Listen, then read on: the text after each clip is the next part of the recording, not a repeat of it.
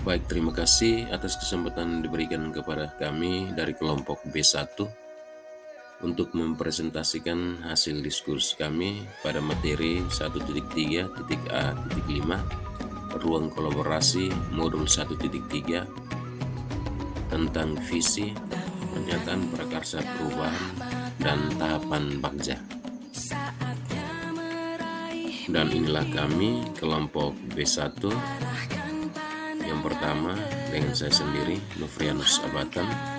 Yang kedua, Rovina Saina. Yang ketiga, Jose Emmanuel Mala.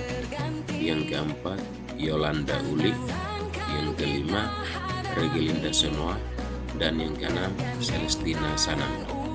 Dengan pengajar praktik kami, Bapak Purwanto Winarjuta. Visi yang kami ambil adalah mewujudkan peserta didik yang berakhlak mulia dengan mencerminkan profil Pancasila. Dan prakarsa perubahan yang kami usung dari kelompok kami yaitu meningkatkan peserta didik yang berakhlak mulia di lingkungan sekolah. Dengan tahapan Bagja yang pertama, buat pertanyaan. Pertanyaannya, apa yang perlu dilakukan untuk mewujudkan peserta didik yang berkarakter mulia? Tindakan yang diambil yaitu menerapkan sikap keteladanan kepada setiap peserta didik agar selalu menghargai dan saling menghormati satu dengan yang lain, baik di lingkungan sekolah maupun di lingkungan masyarakat, dan juga membudayakan 5S di lingkungan sekolah. Dan yang ketiga, pembiasaan untuk berdoa sebelum dan setelah kegiatan pembelajaran. Tahapan Bagja yang kedua, ambil pelajaran. Pertanyaan yang pertama, adakah sekolah lain yang sudah mewujudkan peserta didik yang berakhlak mulia? Pertanyaan yang kedua, bagaimana pendekatan yang tepat oleh guru untuk mewujudkan peserta didik yang berakhlak mulia? Dan pertanyaan yang ketiga, aktivitas apa saja yang perlu dilakukan untuk mewujudkan peserta didik yang berakhlak mulia? Tindakan yang diambil dari ketiga pertanyaan itu, tindakan yang pertama, mencari informasi terkait sekolah yang sudah mewujudkan peserta didik yang berakhlak mulia. Tindakan yang kedua, aktif melakukan diskusi dengan kepala sekolah, semua guru, dan komite sekolah. Dan tindakan yang ketiga, menerapkan pembiasaan-pembiasaan lewat aksi nyata berupa keteladanan untuk mewujudkan peserta didik yang berakhlak mulia. Dan tahapan Bagja yang ketiga adalah gali mimpi. Pada gali mimpi ada 3 pertanyaan. Yang pertama, apakah kebiasaan-kebiasaan baru yang saya bayangkan terjadi jika murid mampu mewujudkan peserta didik yang berakhlak mulia? Yang kedua, bagaimana perasaan guru jika memiliki peserta didik yang berakhlak mulia? Dan yang ketiga, apa hal baik yang dilakukan agar terwujudnya peserta didik yang berakhlak mulia? Tindakan yang diambil dari ketiga pertanyaan, yang pertama, membuat deskripsi sikap dalam merespon kemandirian murid lewat pengamatan aktivitas siswa di kelas dan lingkungan sekolah sehingga menjadi panutan bagi siswa yang lain.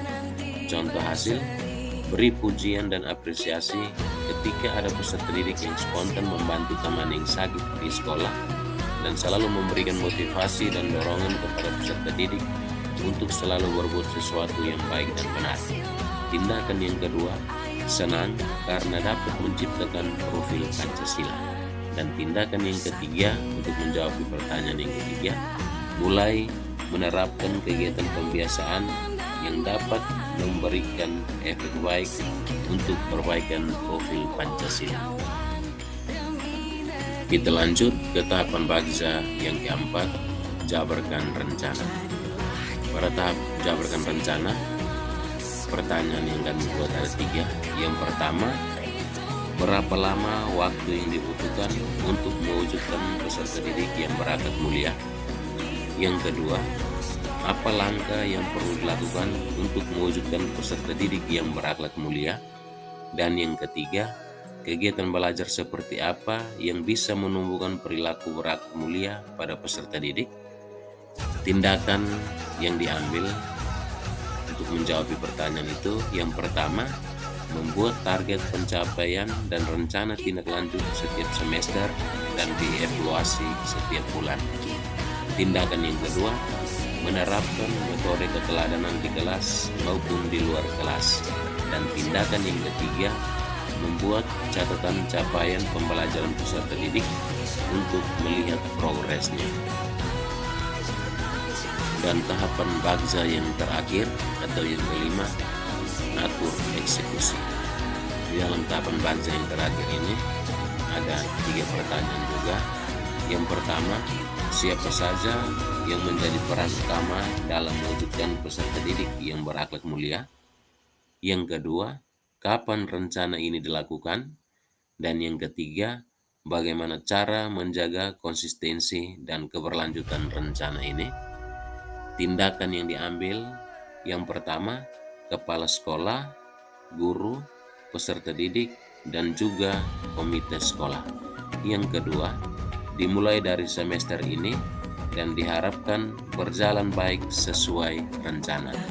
Dan tindakan yang terakhir, melakukan refleksi dan evaluasi setiap bulan bersama kepala sekolah dan guru-guru di sekolah.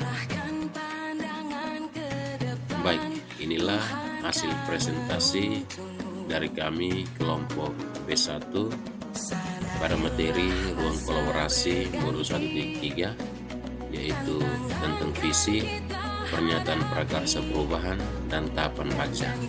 Terima kasih, selamat siang untuk kita semua.